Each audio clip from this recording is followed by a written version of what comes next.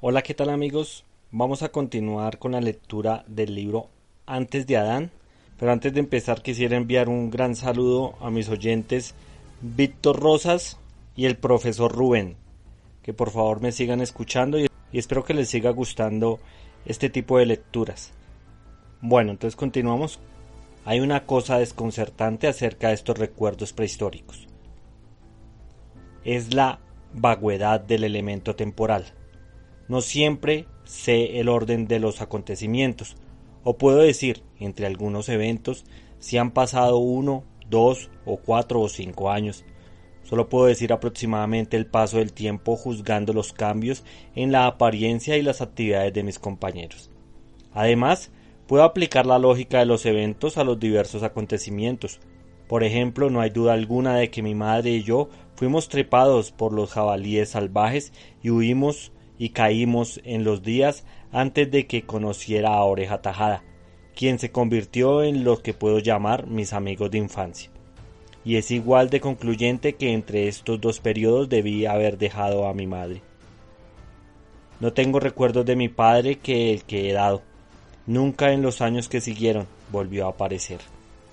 Y por mi conocimiento de la época, la única explicación posible es que pereció poco después de la aventura con los jabalíes salvajes, que debió ser un final prematuro. No hay discusión. Estaba en plena vigencia y solo una muerte súbita y violenta podría haberlo llevado.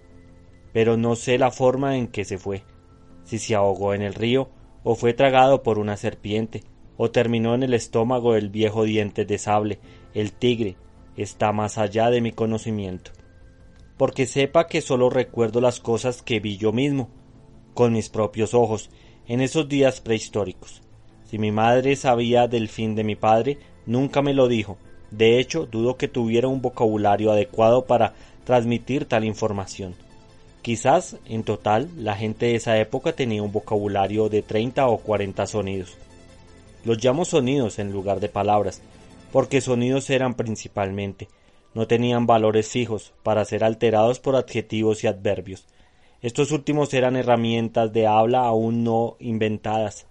En lugar de calificar sustantivos o verbos mediante el uso de adjetivos y adverbios, calificábamos los sonidos por la entonación mediante cambios en la cantidad y el tono, retardando y acelerando. La longitud del tiempo empleada en la pronunciación de un sonido particular matizaba su significado. No teníamos conjugación. Se juzgaba el tiempo por el contexto. Hablábamos solo de cosas concretas porque solo pensábamos en cosas concretas. Además, dependíamos en gran medida de la pantomima. La abstracción más simple estaba prácticamente fuera de nuestro pensamiento.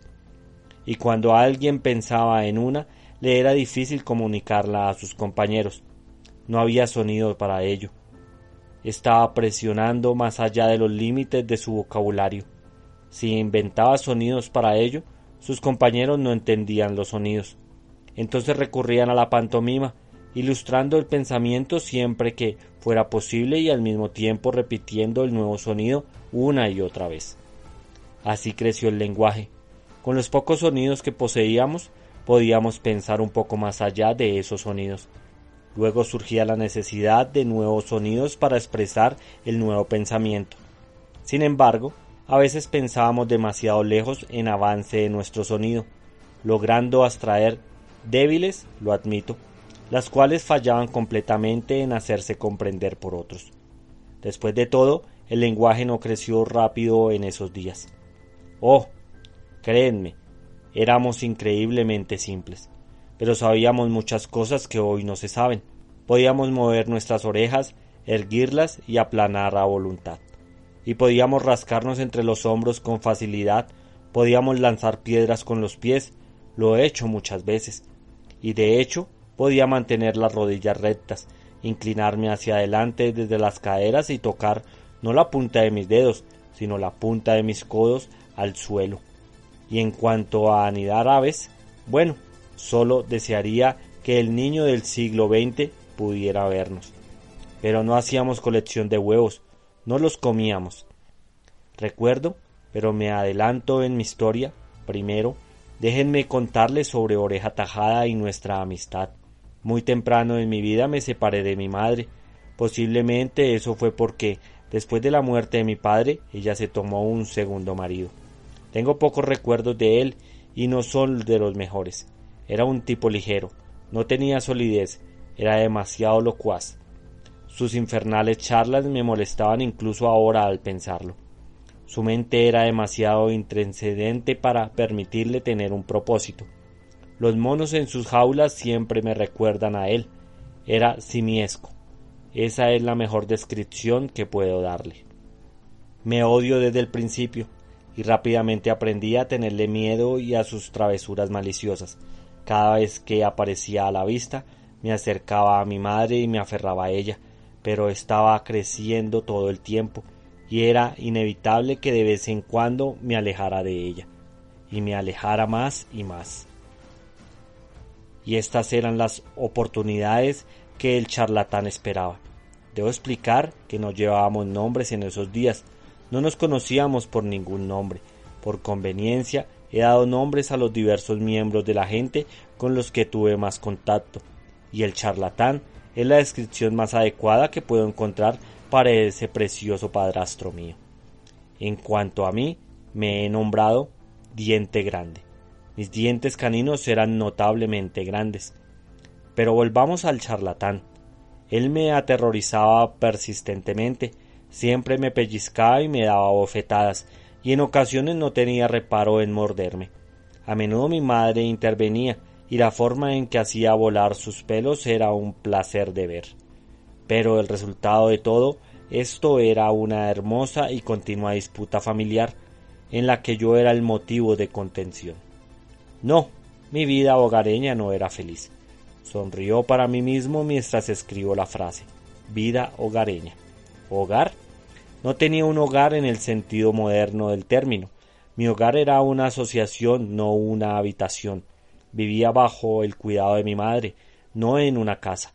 Y mi madre vivía en cualquier lugar, siempre y cuando llegara la noche estuviera por encima del suelo. Mi madre era chapada a la antigua, aún se aferraba a sus árboles. Es cierto que los miembros más progresistas de nuestra horda vivían en las cuevas sobre el río, pero mi madre era suspicaz y poco progresista. Los árboles eran suficientes para ella. Por supuesto teníamos un árbol particular en el que solíamos descansar, aunque a menudo descansábamos en otros árboles cuando nos sorprendía al anochecer.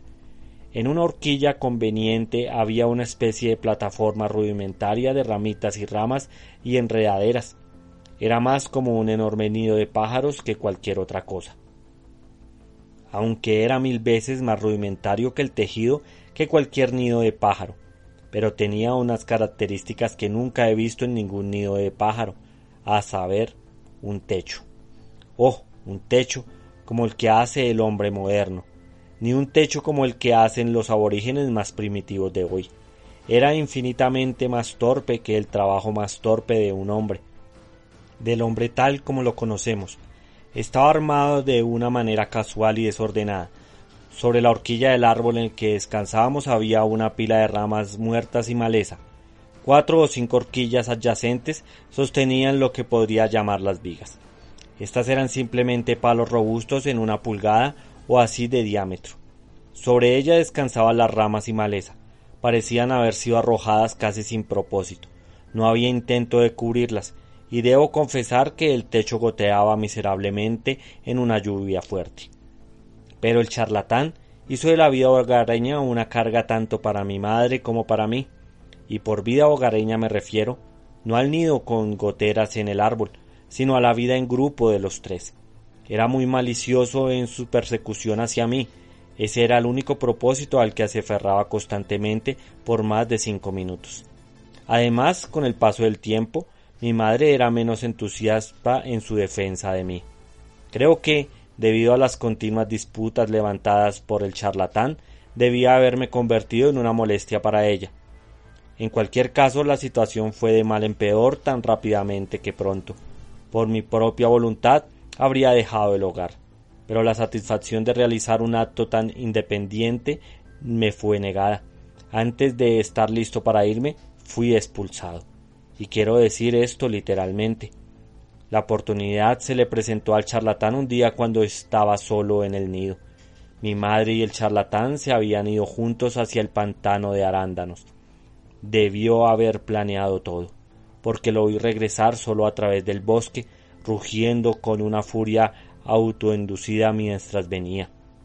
Como todos los hombres de nuestra horda, cuando estaban enojados o trataban de enfurecerse, se detenían de vez en cuando para golpear su pecho con el puño. Me di cuenta de la impotencia de mi situación y me acurruqué temblando en el nido. El charlatán llegó directamente al árbol. Recuerdo que era un roble y comenzó a trepar. Y nunca dejó de hacer ruido en ningún momento. Como he dicho, nuestro lenguaje era extremadamente limitado y debió haberlo forzado por la variedad de formas en que me informó de su odio eterno hacia mí y de su intención allí, y entonces de resolver las cosas conmigo. Mientras trepaba a la horquilla, huí por la gran rama horizontal. Me siguió y yo continué avanzando, más y más lejos. Finalmente estaba entre las pequeñas ramitas y hojas. El charlatán siempre fue un cobarde, y mayor siempre que cualquier ira que pudiera lograr era su cautela. Tenía miedo de seguirme entre las hojas y ramitas. De hecho, su mayor peso lo habría hecho caer a través del follaje antes de llegar a mí. Pero no era necesario que me alcanzara, y bien lo sabía. El sinvergüenza, con una expresión malévola en su rostro, sus ojos brillando con cruel inteligencia, comenzó a balancearse. Balanceándose, y conmigo en el mismo borde de la rama, aferrándome a las ramitas que se rompían continuamente con mi peso. 20 pies debajo de mí estaba el suelo. Cada vez más salvajemente se balanceaba, sonriéndome con odio triunfal. Entonces llegó el final. Todos mis puntos de apoyo se rompieron al mismo tiempo, y caí de espaldas mirándolo, mis manos y mis pies aún agarrando las ramitas rotas.